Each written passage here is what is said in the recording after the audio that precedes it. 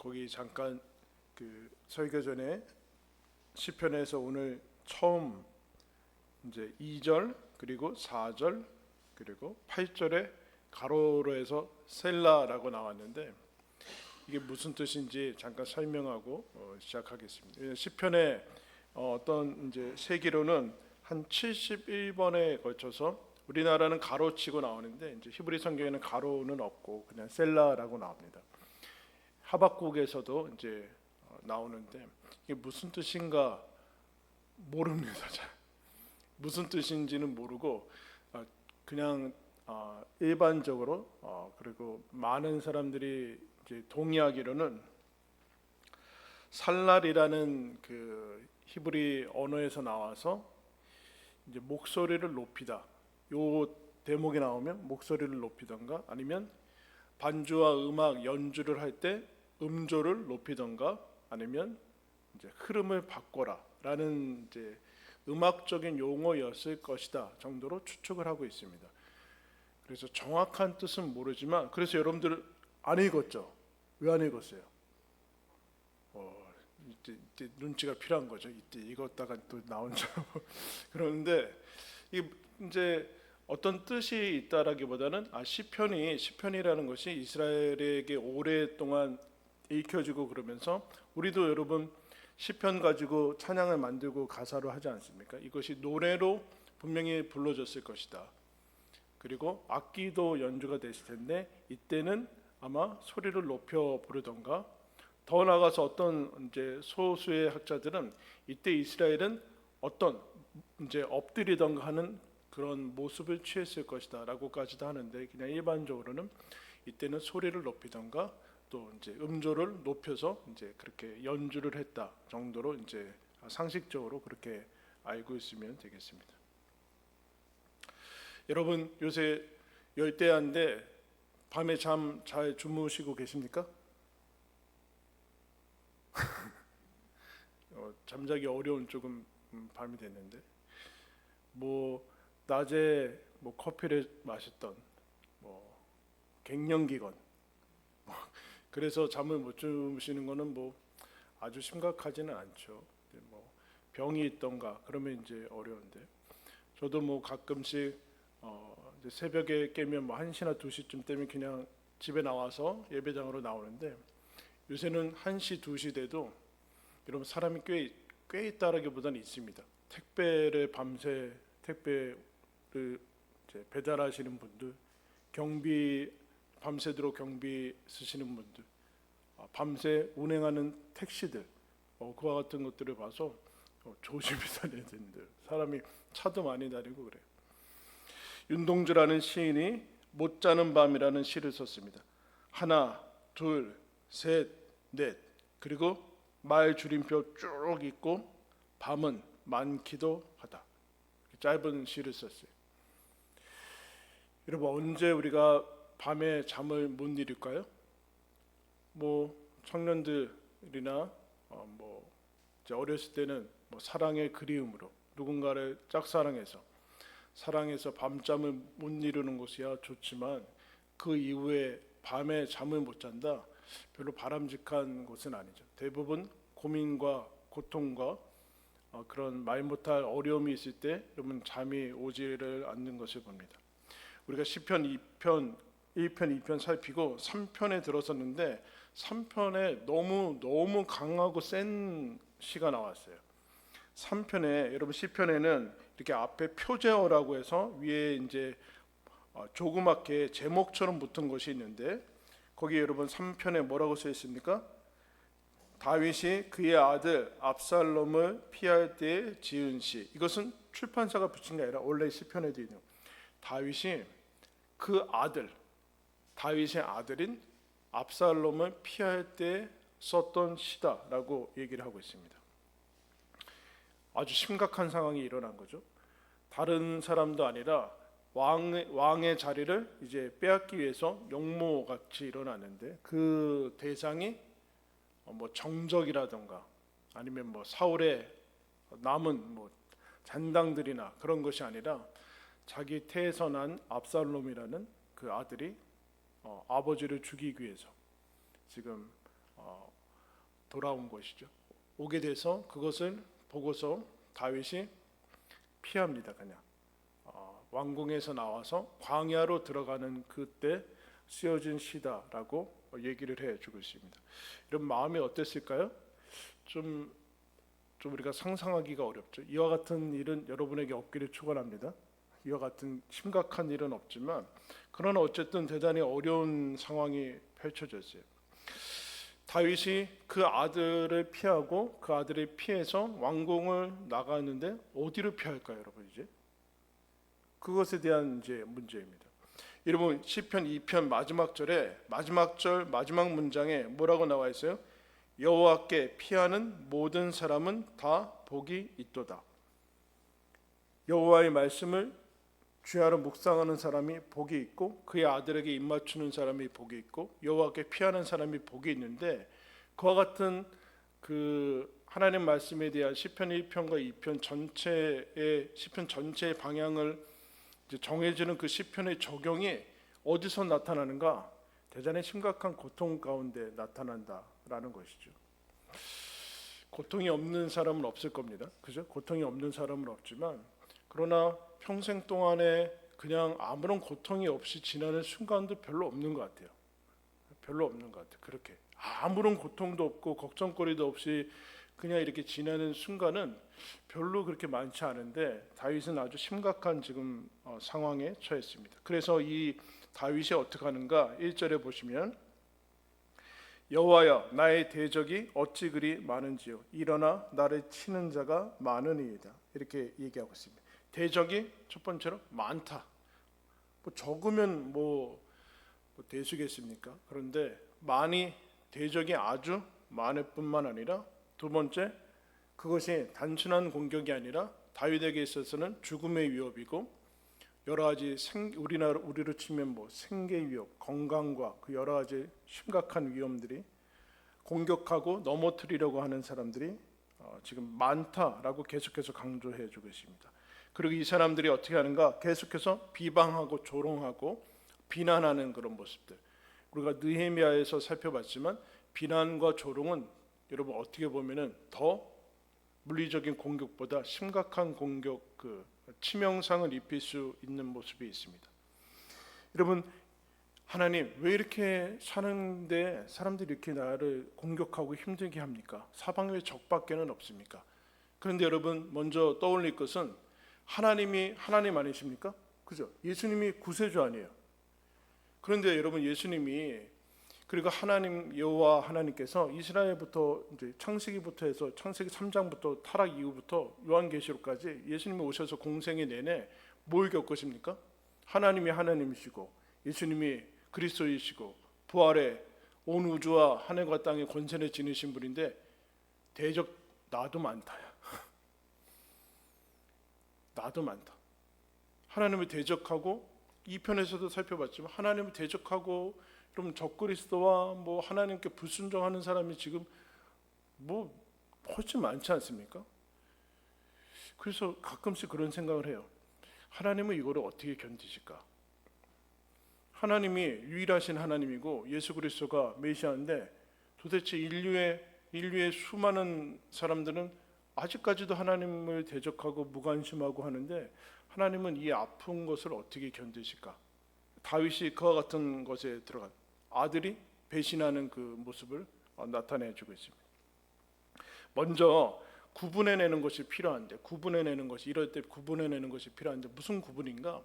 여러분 형통과 성공은 하나님입니까?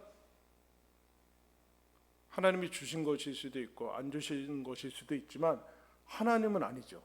그죠? 신은 아니잖아요. 그럼 고통은 하나님입니까? 아니죠.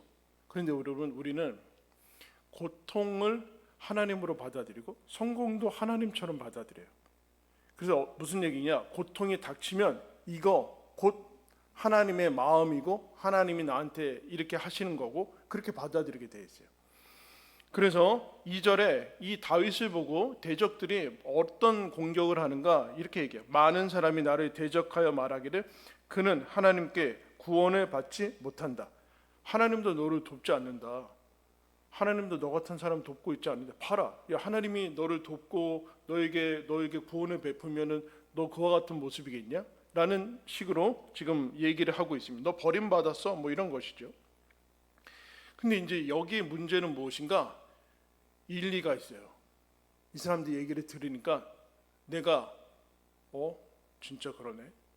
내 지금 상황과 문제를 보니까 하나님이 나를 안 도와주는 게 일리가 있어요. 그들이 해석하는 게, 그들이 공격하는 것을 넘어서 이건 어떻게 보면 그들의 하나님과 이 세상을 바라보는 하나의 관점인데 정말 그러네. 저들의 말을 들어보니까 그럴듯하다. 정말 그렇게 보인다라. 반박할 상황이 아니라는 거예요. 지금 그들에게 있어서 하나님이 나를 도와서 승승장구하게 하신다라는 그런 상황이 아니라는 거예요. 그러니까 이건 받아들여야 되나라는 생각이 들죠. 그렇구나. 정말 그럴 수도 있구나. 하나님이 나를 버리셨나? 하나님의 사랑과 하나님의 그 신실하심, 하나님이 나를 보호하신다라는 것은 그냥 내가 이제 잘못 알고 있었던 것인가? 라는 생각이 들죠. 정말 하나님이 내가 고통당할 때 하나님은 어디 계셨을까? 지금 다윗이 아들에 의해서 그야말로 기름 부음 받은 왕이 쫓겨나고 있는데 이때 하나님, 내가 고통당할 때 하나님은 뭐 하고 계실까? 라는 생각이 들면 탈출구를 여러분 찾기가 어렵습니다. 이거는 무슨 여러분 신학자의 문제가 아니에요. 여러분 다윗은 제사장도 아니에요. 그죠? 제사장 아니잖아요. 오늘날로 얘기하면은 무슨 전임 사역자도 아니고 그냥 일반 성도고 일반 크리스찬인데 이와 같은 것을 겪을 때는 누구나 이런 질문을 할 수밖에 없다라는 없어. 그러면 다윗이 이때도 과연 하나님이 내 편이다라고 쉽게 확신을 할 수 있었을까? 그렇다면 여러분 시편 3편은 아마 쓰지 않았을 것입니다. 과연 이때도 지금 이 모습이 하나님이 내 편을 들어주시는 때인가라고 말씀드릴 수 있는가? 그러면 여러분 사람은 아무리 자기가 이제 잘 철이 안 들었을 때는 모르지만 자기가 자기 스스로를 가리켜서 완벽하다고 느끼는 사람은 별로 없습니다. 더 나아가서 자기가 나는 완전히 선해서 하나님 나를 복주실 수밖에 없어. 그렇게 생각하는 사람도 없어요. 그러니까 자기 안에 언제나 선함이라든가 그런 것이 부족하고 결격 사이가 있고 그 죄악들을 늘 이제 감지하는 것이 있기 때문에 하나님께서 나에게 복 주실 만큼 나는 충분하다고 여기지 않는 것이거든요. 근데 이런 상황이 생기면 그렇지. 내가 벌을 받아서 싸다라든가 아니면 하나님께서 나에게 그렇게 사랑할 만한 것이 나한테는 없다라는 그런 생각이 들게 돼요. 그러면 어떤 어려움이 드는가? 이 해석을 받아들이게 되는 위험에 처하게 된다라. 이 사람들의 얘기하는 것들이 정말 하나님이 나를 돕지 않을 수도 있겠구나. 그래서 갈림길이 생기죠. 이것을 받아들일 것인가? 그러면 아니면 거부하려면은 다른 관점이 필요하고 다른 생각이 필요한데 어떻게 거부를 할 거냐는 거. 하나님이 나를 돕지 않는다는 아는 것 같은 지금 상황이 벌어지고 있고 나는 지금 고통당하고 있고 잠을 잘 수 없는 그런 상황에 있는데 이 상황을 그건 니네들이 하나님을 잘못 알고 있어서 그래 라고 할 수 있는 내면에 뭐가 있어야 되는 거예요. 그게 뭐냐라는 거예요. 지금 그거를 찾고 있는 거예요. 이 상황을 어떻게 해결할 것인가. 지금 압살롬이 자기를 죽이고 왕권을 차지하려고 이미 민심을 다윗에 대한 불평과 불만을 다 퍼뜨리고 자기가 그야말로 술수를 써가지고 민심이 다 자기에게 오게끔 만들었거든요. 그럼 이제 자기가 죽는 것밖에 없는데 이런 어려움들이 생기면 당연히 두려움과 걱정과 근심과 이런 것들이 생기게 되고 그것이 지인과 측근과 가족들이라면 더욱더 낙심이 될 수밖에 없죠. 우리가 살펴봤지만 이런 상황에서는 문제만 크게 보이게 되고 누우면 무슨 생각만 드나 최악의 상황만 예상이 되는 거예요. 최악의 상황만 예상이 되는 거죠. 거기 여러분 아들이 아니면은 아마 다윗이 싸울 수도 있었겠지만 아들하고 싸우면 여러분 아비가 아들을 죽이던가 아니면 가만히 있다가 아비를 죽이는 사건밖에 없기 때문에 이건 피할 수밖에 없는 그런 상황입니다.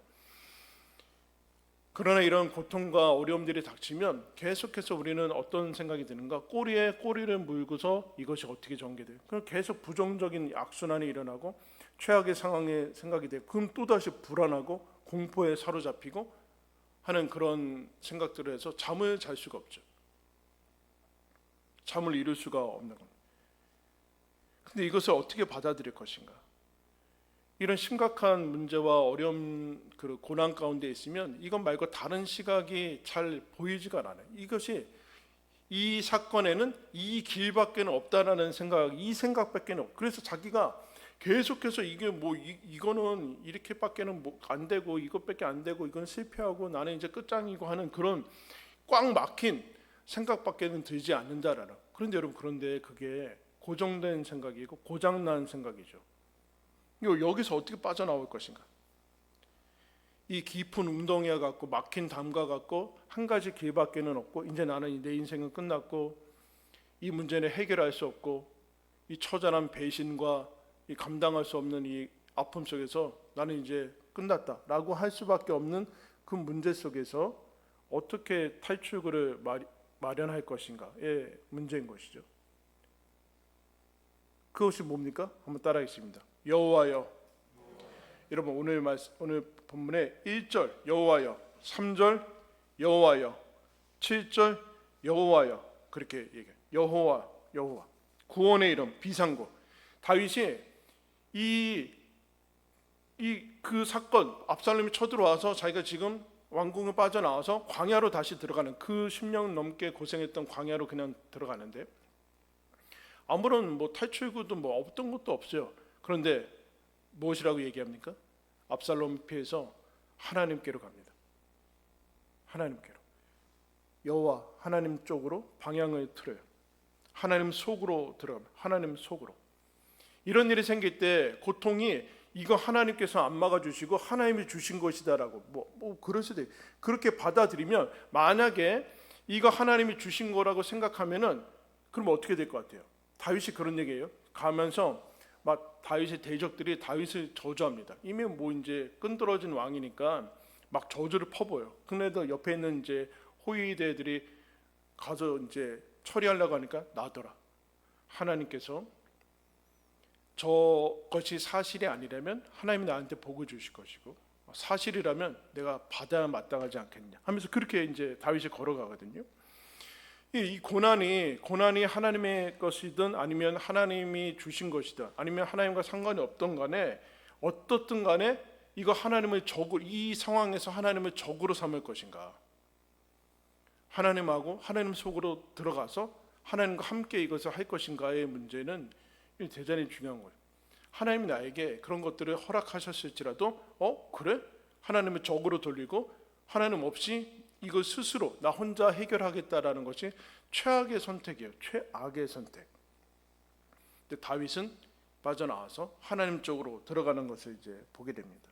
그러면 이게 뭐 쉬울 것 같은데, 쉽다 뭐 그런다기보다는, 그건 뭐 우리는 신앙과 어떤 뭐 신앙적인 것이라 믿음을 가진다든가 아니면 뭐 기도를 한다든가 이것이 아주 기분이 좋고 평안할 때 할 수 있을 것이라고 생각하는데, 그렇지 않고 3절부터 이제 3편부터 나오는 이 시편에서 우리들한테 요구되는 것은 무엇인가? 기도가 잉태되는 곳은 고통과 곤경의 시간이다. 그렇게 얘기하고 있습니다. 하나님께, 드디어 하나님에 대해서 얘기하는 것이 아니라 하나님께 그야말로 직접적으로 내가 얘기하는 것. 그래서 시편은 하나님의 직접적인 말씀이 아니라 인간이 하나님께 얘기하는 그 말, 인간이 하나님께 얘기하는 말을 통해서 하나님이 이런 분이니까 이렇게 우리의 반응을 할 수 있구나라는 것을 가르쳐주기 때문에, 이 상황에서 그야말로 극심한, 여기서 내가 뭘 할 수 있고, 이거는 살아있는 게 차라리 내가 차라리 오래 살아가지고 그 전에 죽었어야 되는데 이런 모습까지 볼 수밖에 보는구나라고 하는 그때 지금 돌아서고 있는 것이고. 근데 여러분, 이게 1절과 2절 상황인데 3절 여호와여 하면서 갑자기 신앙 고백과 그 7, 8절에는 하나님께 대한 기도와 간구가 일어나는 그 지점에 어떤 일이 일어나는가? 이것이 사무엘하 15장의 이제 모습인데, 사무엘하 15장에 보면 압살롬이 쳐들어온다라는 것을 듣고 신하들이 다윗한테 왕이시여 피해야 됩니다. 지금 민심이 다 돌아섰고 여기서 목숨을 보존하셔야 됩니다 하면서 나가요. 근데 다윗과 그 이제 몇 명의 신하들이 그것을 어떻게 나가는가? 그 모습을 이렇게 얘기하고 있습니다. 다윗이 감람산 길로 올라갈 때 그의 머리를 그가 가리고 맨발로 울며 갔다. 머리를 가리고, 이거 수치스럽고 그런 거죠.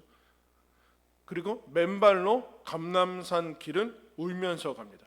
그 다윗과 함께했던 사람들도 자기의 머리를 가리고 떨구는 거죠. 떨구고 뭐 옷으로 가리던 간에 울면서 맨발로 그 길을 올라갑니다. 이런 감람산의 어떤 길입니까? 예수님이 십자가 지기 전에 갔던 그 산이죠. 그와 동일하게 다윗도 아들이 이제 죽이려고 하는 그것으로 산을 그렇게 올라가고 있는 모습을 보여줘. 그러면 여러분 지금 다윗이 고백하고 기도하는 게 악인을 멸하시고 원수들의 일을 꺾으십시오라고 하는 것은 압살롬을 죽여달라고 하는 기도가 아닙니다. 근데 결국에는 압살롬은 다윗의 신하들에 의해서 죽어요. 다윗이 요압 나를 봐서라도 압살롬을 죽이지 말라고 했는데 뭐 그 밑에 사람들이 그거 놔두겠습니까? 가서 이제 결국에는 이제 하나님께서 그 전투와 그 모든 계략들을 막 혼선을 일으켜서 압살롬은 이제 다윗의 신하에 의해서 죽게 되는데, 그때 다윗이 대적을 영모를 진압했으니까 좋아했어야 될 것 아닙니까? 그럴 수가 없죠, 여러분. 여러분, 아들이 죽었는데 어떻게 좋아할 수가 있습니까? 그래서 사무엘하 18장으로 가면 이렇게 얘기해요. 왕이 압살롬이 죽은 소식을 듣고 마음이 심히 아파 문 위층으로 올라가서 우니라. 그가 올라갈 때 말하기를 내 아들 압살롬아, 내 아들 압살롬아, 차라리 내가 너를 대신하여 죽었다면 압살롬 내 아들아 하면서 통곡을 하면서 계속 그러고 있어요. 그러니까 이것은 단순히 압살롬을 죽여달라라는 뭐 그런 원수를 다 없애달라라는 그런 게 아니라는 거죠. 그럼 하나님께서 결국에는 뒤에 이제 보면 원수를 없애달라고 하는 기도가 있는데 원수를 안 생기게 하면 될 거 아니에요. 압살롬이 안 생기고 우리 대적들이 없으면 될 거 아니에요. 왜 대적들이 있게 한 다음에 무슨 뭐 병 주고 약 주고 하는 것처럼 그런 식으로 몰아가냐. 근데 다윗이 그것을 해결을 하지 못하고 있어요. 이 상태에서 맨발로 울며 걷고 가는 이 사이에 이제 다윗이 깨어지고 그야말로 원래 광야에서 했던 그 순수하고 겸손했던 다윗의 모습들을 차츰 찾아가게 됩니다. 그래서 갑자기 하나님, 대적이 왜 이렇게 많습니까? 하나님 뭐 하고 계십니까? 왜 이렇게 하십니까? 라는 이런 거에서 탄식을 하지만 하나님께 이것을 알리고 탄식을 하는 것에 돌아서서 3절 말씀 보시면 여호와여, 주는 나의 방패시요 나의 영광이시요 나의 머리를 드시는 자이시니이다. 고백을 하고 있어요. 지금까지의 고백. 이것을 여러분 이제 형통할 때 드리는 것이 아니라 하나님이 나의 보호자입니다. 방패십니다. 군대가 나의 방패가 아닙니다. 하나님, 왕의 자리가 저의 영광이 아니라 하나님이 저의 영광입니다. 광야에서 지금 고백하는 거예요. 하나님, 저희들이 머리를 숙이고 머리를 가리고 맨발로 광야를 들어갔는데 우리의 머리를 드시는 분은, 우리의 명예와 회복과 승리를 주시는 분은 하나님입니다 라는 고백을 갑자기 드리고 있어요. 어떤 상황에서? 이거는 죽음보다 더 못한 것을 경험하고 있는 상황에서 하나님께 드리고 있어요. 이렇게 얘기를 하는 거죠. 고난과 아니면 형통과 그것밖에는 보이지 않는 그 실제, 이 고난이 닥치면 이거야말로 강력한 우리의 삶을 다스리고 이 영향을 주는 실제라고, 현실이라고 받아들이는데, 다윗이 광야에서 들어가면서 하나님을 부르면서 하나님이 우리의 상황 모든 것을 초월하는 더 강력한 실제라는 것을 다시 한번 고백합니다. 이런 문제가 크죠.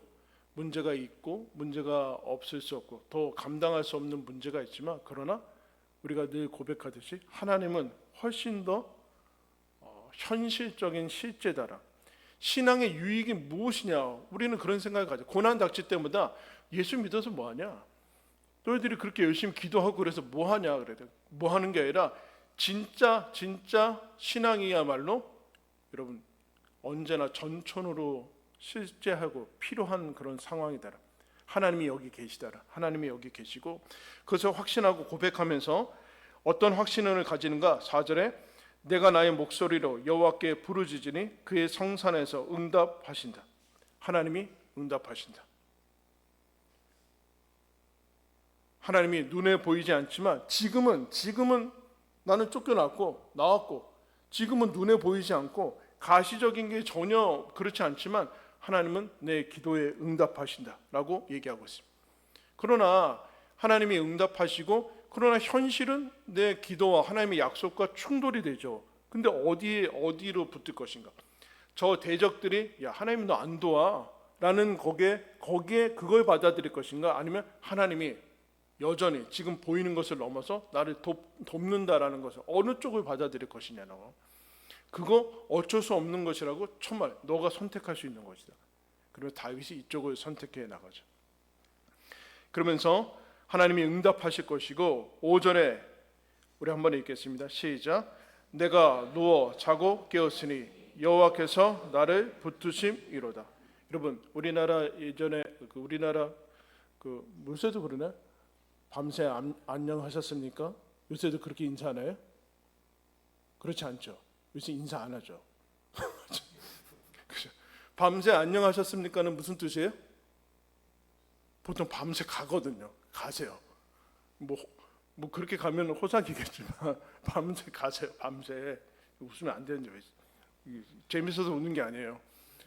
밤새 가셔서 밤새 안녕하셨으니까 무슨 소리요? 밤새 가시지 않고 새로 생명을 받으셨네요. 잠이라는 것은 우리의 여러분 어떻게 보면 노력과 그것을 넘어서 있는 것이죠. 무방비의 상태고 우리의 호흡과 그 모든 것을 내가 잠잘 때 뭔가를 주관하는 건 아니에요. 더욱이 지금 다윗은 쫓기는 신세고 여기에서 어디에서 작은 간에 아침을 맞이했다라는 것은 다윗이 경비병을 잘 세워서 지금 살아남은 것이 아니다라는 거죠. 하나님이 밤새 너와 상관없이 졸지도 주무시지 아니하는 하나님께서 너를 지키셔서 아침을 맞이하고 새날을 맞이하게 됐다라는 것은 무슨 뜻이냐? 하나님이 너를 붙들고 있다. 하나님이 너를 놓아버려가지고 지금 그렇게 되는 것이 아니다. 하나님이 너를 붙들고 있다. 이런 바로 시편 4편 마지막 절에 우리 다 같이 한번 읽겠습니다. 시편 4편 8절 시작. 내가 평안히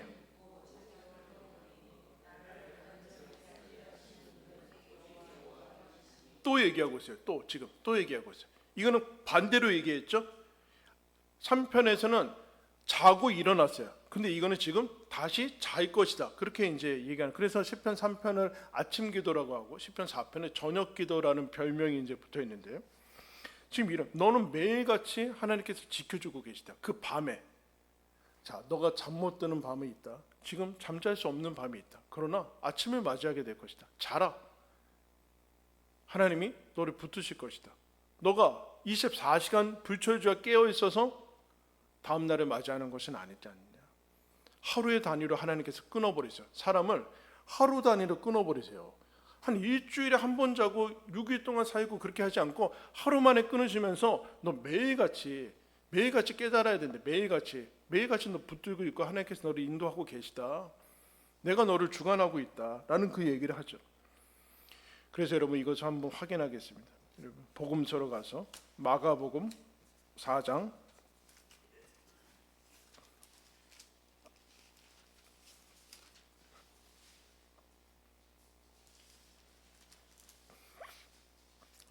35절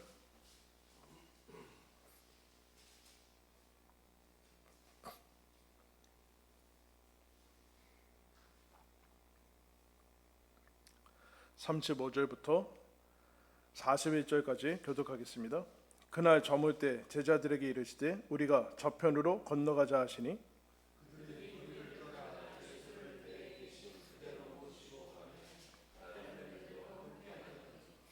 큰 광풍이 일어나며 물결이 배에 부딪혀 들어와 배에 가득하게 되었더라.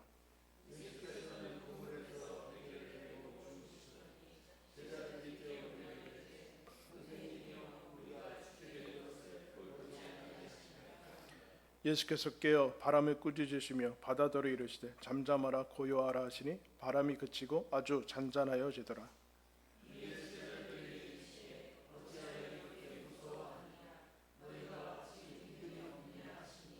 그들이 심히 두려워하여 서로 말하되 그가 누구의이기에 바람과 바다도 순종하는가 하였더라. 여러분, 예수님이 제자들과 배를 타고 이제 이동하는데 배에 광풍이 일어나서 배에 물이 막 가득 찹니다. 광풍이라고 표현을 했어요. 그러니까 배에 물이 가득 차니까 이 어부 출신 있는 이 제자들이 뭐라고 예수님한테 깨웁니까? 예수님, 우리가 죽게 됐습니다. 너무 과장하는 거죠. 과장. 뭐 죽을 수도 있겠죠. 뒤집어져서 죽을 수도 있겠지만 어쨌든 이 문제가 닥치면 끝까지 극단적으로 마지막까지 우리가 생각이 되는 게 이제 모습이에요. 그래서 별 생각이 다 들어요. 사람들 주변에서 그런 일 닥치면 그렇게 되더라. 그리고 심지어 믿는 사람들도 그런 모습이 있더라. 나도 예외는 없을 거야.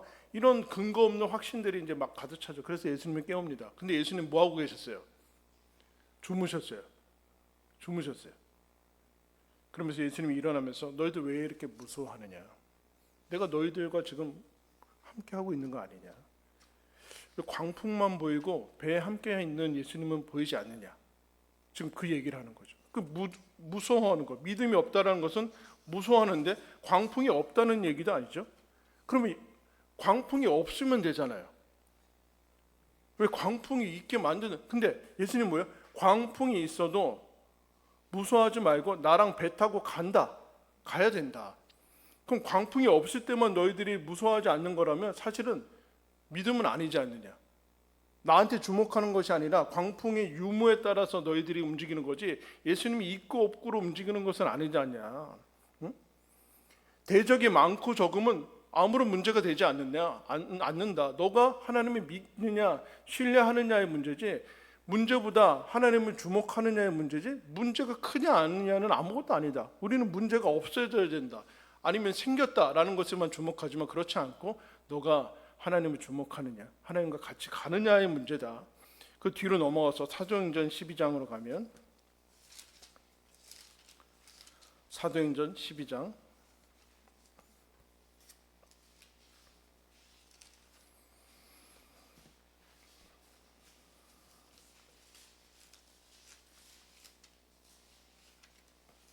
12장 1절 말씀입니다. 12장 1절 제가 읽겠습니다. 그때 헤롯 왕이 손을 들어 교회 중에서 몇 사람을 해하려 하여 요한의 형제 야고보를 칼로 죽이니 유대인들이 이 일을 기뻐하는 것을 보고 베드로도 잡으려 할세 때는 무교절 기간이라 잡음에 옥에 가두어 군인 넷씩인 내 패에게 맡겨 지키고 6월절 후에 백성 앞에 끌어내고자 하더라. 이에 베드로는 옥에 갇혔고 교회는 그를 위하여 간절히 하나님께 기도하더라.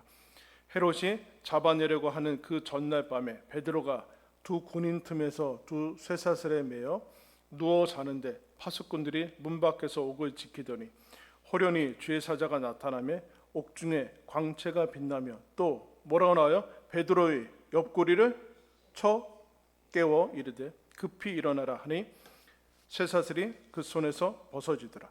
요한의 형제 야고보는 이미 죽었어요. 순교당했어요. 유대인들이 좋아하는 거예요. 그래서 헤롯 왕이 이거 베드로까지 아예 죽여야겠다. 그런데 이 명절 기간이니까 명절 끝난 다음에 다음 날 죽이려고 하는데 교회가 기도하고 그러자 기도하고 있어요, 여러분. 이게 대단히 중요한 장면이에요. 그럼 헤롯이 잡아서 야고보도 죽었어요. 그럼 끝난 거네. 베드로도 끝난 거라니까요. 그런데 교회는 뭘 위해서 기도를 할까요? 어떻게 하겠다는 거? 어떻게 해? 근데 기도하고 있어요. 근데 옥문이 열리고 근데 어떻게 해? 베드로가 어떻게 자고 있어요? 아주 푹 자고 있어요. 내일 죽을 건, 내일 순교당할 거거든요. 근데 푹 자고 있어요. 그래서 천사가 어떻게 해요? 쳐서 깨워야 돼요. 원래 잠을 못 이루고 내일 죽으면 베드로는 가정이 있었던 사람이니까 우리 아내는 어떡하고 우리 교회는 어떡하고 그래야 되는데 푹 자고 있어요. 푹 자고 쳐서 깨워가지고 밖에 나왔는데도 이게 꿈인지 생신인지도 몰랐어요. 베드로는. 이거는 지금 무슨 얘기를 하는 거예요? 우리가 믿음에 들어갔을 때 믿음에 들어가 있는 것이 무엇인지를 지금 얘기를 하는 거예요. 그러면 문제가 닥쳤을 때 근심하고 그런 것을 불신앙이냐 그런 게 아니라 그거 통과해 가지고 와서 어디까지 가야 되냐. 그러면 잡아 죽이고자 했던 그 헤롯은 어떻게 됩니까? 22절에 헤롯이 두로와 시돈 사람들을 와서 심기가 불편해서 니네 똑바로 안 할래? 그러니까 시돈 사람들과 두로 사람들이 와서 막 헤롯한테 아첨하고 막 헤롯이 뭐라고 말하니까 이건 사람의 소리가 아니라 신의 소리입니다. 막 하니까 헤롯이 막 교만에 취해가지고 와 그렇지. 그다 하나님이 어떻게 합니까? 22절에 백성들이 크게 부르되 이것은 신의 소리요 사람의 소리가 아니라 하고는 헤롯이 영광을 하나님께로 돌리지 아니하므로 주의 사자가 곧 친히 벌레에게 먹혀 죽으니라. 헤롯은 그냥 죽었어요. 허망하게 죽었어요. 하나님이 무슨 얘기를 이제 하는 것이냐? 그래서 다시 시편으로 들어가면 그래서 이 다윗이 하나님이 나를 붙들고 있다. 하나님이 내 생명이 다할 때까지 붙들 것이고 만약에 간다 그러면 하나님이 오라는 신호다. 그때까지는 하나님이 붙드실 것이고 그래서 천만인의 나를 둘러 진칠지라도 6절에 3편 나는 두려워하지 아니하리라. 천만이냐 하나님이냐는 중요하지 않더라. 여러분 여기 있는 사람 그 아주 유치한 그 예화를 이제 비교를 드릴게요. 여기 있는 사람들이 뭐 우리 교회 이제 다 뭐 해서 축구샵 했어요. 그리고 이제 저쪽 편은 선택해야 돼요. 뭐 손흥민하고 몇 명 나와요. 국가대표 한 두세 명. 어느 편에 쓸 거예요? 이게 자신 있어요? 우리 교회에 뛰어서 축구장 저 끝에까지도 못 뛸걸요? 네? 어느 편에 쓸 거냐? 야 사람이 여기 많으니까 이쪽에 쓴다. 그런 사람 없을 거예요, 여러분. 한 명만 이겨도 한 명만 있어도 이겨요. 그거를 왜 못 치냐 나는 놓치냐? 하나님이 계시고 천만이건 뭐 1억이건 뭐 100억 명이건 그게 무슨 의미가 있느냐? 다윗이 그것을 다시 회복하는 것을 보게 돼요. 그러면서 반격에 나섭니다. 어떻게 반격을 나서는가? 7절 말씀에 여호와여 일어나소서 나의 하나님이여 나를 구원하소서. 이게 얼마나 중요하냐면은 2절에 뭐라고 얘기했어요? 사람들이 너의 하나님은 네 하나님은 없다. 너 하나님께 도움을 받지 못한다. 그런데 다윗이 나의 하나님이여 나를 구원하소서 이렇게 얘기하고 있어요. 하나님이 나를 도와주지 않을 거야. 여러분 이거는 사실 대적의 소리가 아니라 여러분 마음속에서 생겨나는 소리예요. 문제 닥치면 하나님이 나를 도와주지 않을 거야. 그러면서 무슨 얘기는 못하는가? 한번 따라하겠습니다. 나의 예수님. 이 얘기 못해요, 여러분.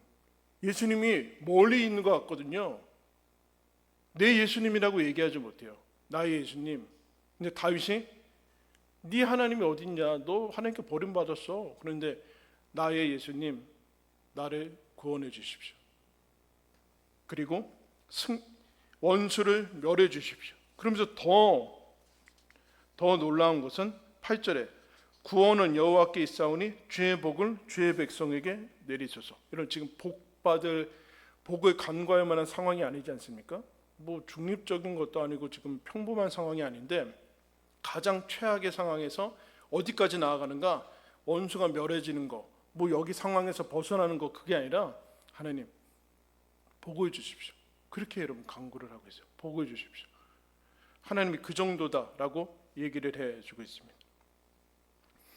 여러분 우리도 살다 보면 없을 수는 없을 겁니다. 밤에 잠을 못 이루고 걱정과 근심에 밤을 지새울 때가 있을 것입니다. 주님께서 그 얘기를 하는 거죠. 다윗도 그와 같은 일을 겪었고 예수님도 자기가 지은 피조물한테 버림받아서 죽임을 당하는 그런 감당할 수 없는 그곳에 가는데 거기에서 하나님을 바라보고 하나님께 나아갈 때 하나님이 그것을 통해서 일하신다. 견디기 힘든, 마주하기 힘든 고통과 비탄과 슬픔과 이제 막다른 골목이 끝났다고 하는 그 지점에서 하나님께 직접 기도하며 하나님께 나아가는 그 모습이 거기에 열려 있다. 압살롬은 피해서 하나님께로 피해라. 그럼 하나님이 거기서 너희들을 일하신다. 죽을 것 같고 죽는 게 차라리 낫고 죽고 싶어하는 그 상황 속에서 하나님께서 너희들을 향해서 일하신다. 여러분 십자가는 어디에서 세워집니까? 알아주는 데서 세워지지 않고 모두 다 배신하고 모두 다 조롱하고 제자들까지 다 떠나는 거기에서 십자가가 세워집니다. 우리는 십자가를 따르는 삶이 사람들이 박수치고 알아주고 뭐 칭찬하고 뭐 엄청나게 추종자들이 늘고 그때 십자가가 세워졌으면 좋겠지만 십자가는 하나님마저도 외면한 것 같은 그 상황에서 세워집니다. 그때 하나님의 부활을 일으키십니다. 여러분, 잠 못 드는 밤에 하나님께서 우리를 부르시는 그 초대의 소리입니다. 그때 하나님께 나아가서 그때야말로 드디어 기도가 시작이 되고 기도가 회복이 되고 새 역사가 시작되는 그 시점이다라는 사실을 기억하면서 승리가 여호와께 있다. 나의 예수님, 나를 구원하시고 회복시켜 주십시오. 담대히 기도하며 하나님의 응답을 받아 누리는 저와 여러분들 되기를 예수님의 이름으로 축원합니다. 기도하겠습니다.